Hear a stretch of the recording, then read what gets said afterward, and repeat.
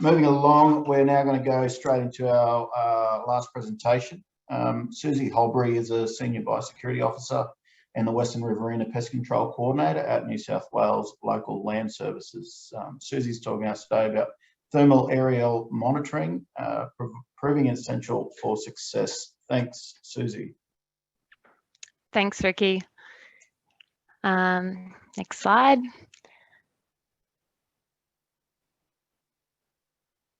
Next slide. Okay, I'll just give you a bit of background.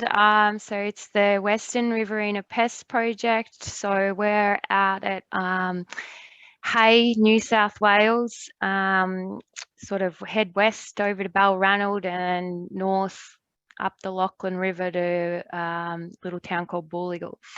So the landscape is flat for a large part of it. Just click through these.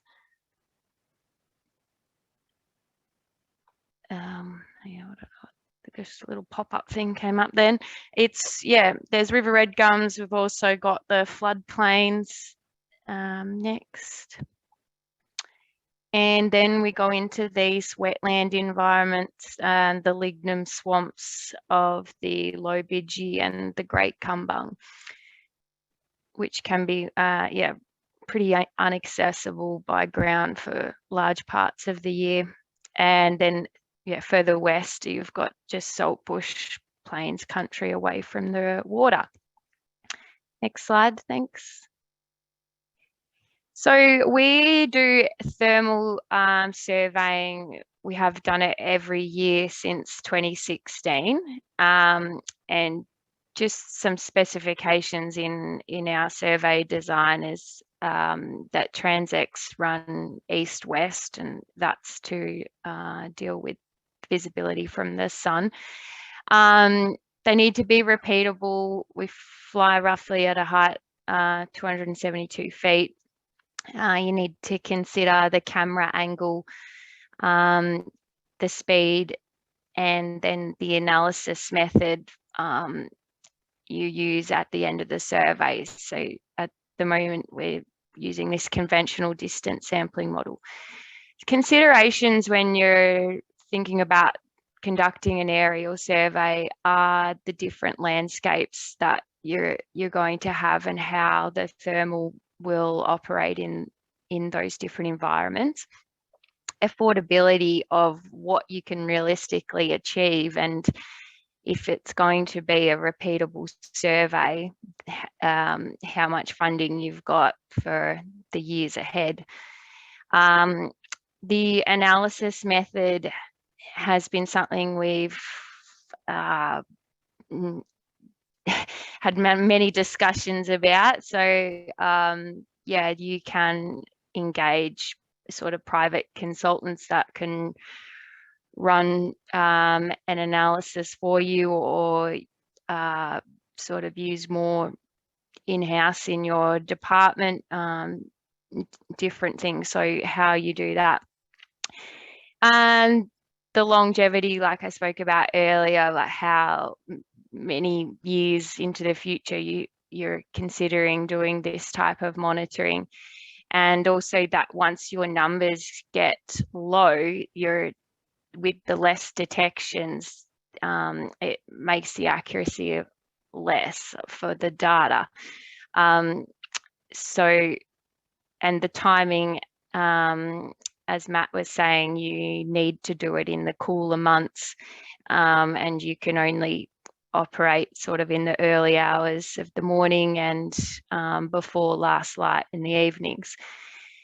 Timing out here for us over the winter months is lambing, so then you run into issues with the landholders not always being happy about the helicopter flying over lambing ewes. So all those things are worth considering if you're planning on doing this type of monitoring. Next slide. So here's the setup that Halley Surveys has used with us. This photo was from back in 2016, so they've probably upgraded the camera from there, but you can see this is mounted to the side of the helicopter, and there's your standard 4K camera filming at the same time as the thermal camera, and yeah, someone sits in the back and operates that. Next slide, thank you.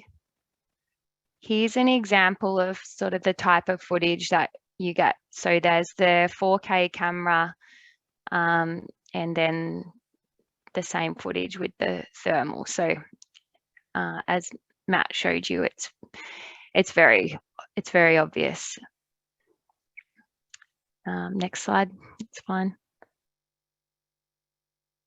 So with the analysis, yeah, very simplistically, we're looking at the animal's shape, the temperature of that animal, the style of their movement, and the imagery itself, that to identify whether it is a pig or another animal. So next slide, thank you. Oh, here's just some pictures. You can see the heat signature of the pigs. Next picture. There's another one. So yeah, reasonably easy to determine if it's a pig or not. There's just another picture. Next slide.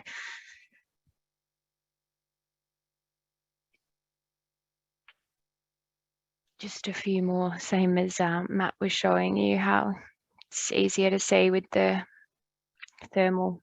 Keep going. Thanks, Narelle. Okay, so your analysis options, as I mentioned, you've got the automated software. So that can involve running it through a program that has been set to detect pigs as opposed to other animals. In our experience, that you got more unknowns than when you used a trained observer. With using an observer, obviously, ideally, you'd like it to be the same person doing that analysis every year, but that's not always possible. And often, if you had two people to review the same footage and then compare those two options. So that would be ideal. We have toyed with, we've done both of these methods, and yeah, they both have some merits, but I guess as our numbers of pigs have dramatically reduced from when we first started, we're finding that, yeah, the automated method is, we're just getting less detections, and that's making it difficult to get accurate results and make inferences on the density of those animals. So at the moment, we're focusing on the trained observer, which is through the New South Wales Vertebrate Pest Research Unit. They're conducting that analysis for us. Next slide, thank you. Yeah, so the costs to consider with this method is the helicopter hire, and then you've also got the hiring of the equipment, so using the thermal cameras, and then the analysis. So analysis can be tens of thousands of dollars depending on how many hectares and hours of footage you have to be reviewed. So yeah, we need to consider all those aspects when you're planning your program. Next slide, thank you. So the benefits that we have received from implementing this type of monitoring has been that we've had evidence of the impact that the control measures we've employed have worked. So really important for all of our funding applications and money we've received to be able to report back to those funding bodies that we spent this amount of money on control, we use these strategies, and based on monitoring from the last 12 months, we can see that the density of pigs have reduced. Obviously, that's a very simplistic way to look at it when you can have pigs moving out of areas from floodwaters and back in again. But really, it's something, and it's far more accurate than other methods we've tried to use. So things like setting up camera arrays, we did try that. Difficulty being just the inundation of water, fluctuating water heights, where you place the cameras at one point of time in the year. You go back a couple of months later and it's completely underwater and submerged, and then there's accessibility issues to get in to replace batteries and change cards over, and it just wasn't practical for the environment that we have out here. So using a helicopter fitted with the thermal camera as our monitoring tool has really been pivotal to the success of the project, mainly because it's been our tool to attract funding and demonstrate that we've achieved what we set out to do to the funding bodies. So also, I work for New South Wales Local Land Services, and part of that role is compliance with the Biosecurity Act. So having survey data there has been a useful tool to I guess encourage landholders to participate, in terms of you have evidence to say to a non-participating landholder that pig numbers are excessive or higher than what the average around the district is on your property, and you need to be doing more towards meeting your general biosecurity duty. So if you're in that space within your state and department in the compliance role, it's been a tool for that as well. Thank you. Next slide. So the results from the survey work that we've been doing, you can see here the different years. Then there's aerial shooting, ground control methods, our total number of pigs removed, which we are pretty confident that that's an underestimate, because I don't have accurate numbers of what recreational hunting or landholders shoot in their general management of pigs. But these are the counts of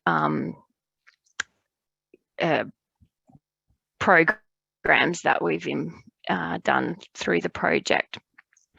Then there's the density that we have recorded from the aerial surveys in the far right column.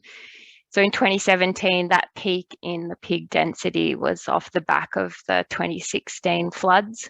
And the other thing to note, you can see the last year's survey has increased from 2020. You put that down to we just couldn't really implement a lot of our strategies over the COVID lockdowns and border closures and things. So definitely not a time for us to take the foot off the ball and be happy with that reduction, because they will creep up, and we're in a wet season again out here. So predicting that the pigs will well and truly be breeding at the moment. So next slide. So basically, just take-home messages for me would be that if you're considering thermal monitoring as part of your program, that you get expert advice to carefully plan your survey design, because once you start, it's can't easily change it and get accuracy and compare year on year what you've done. So definitely get as much advice as you can on survey design, and so that, you know, each year that survey is repeatable.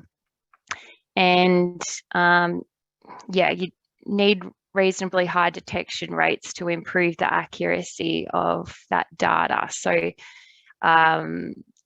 yeah, we've been advised that focusing on that primary habitat is going to be the best option for us going forward, where the feral pig numbers are greatest. Next slide. Yeah, so if anyone wants to get in touch or has any questions about the work we've been doing out here, that's my email address. And we are working towards putting some sort of publication out about a best practice or a standard for thermal monitoring that similar projects would be able to refer to. And yeah, you learn from some of our mistakes and what's worked, what hasn't worked, and yeah, get that out. And so that's a collaboration with the Vertebrate Pest Research Unit in New South Wales. So that's it from me. Thank you. Thanks very much, Suzie.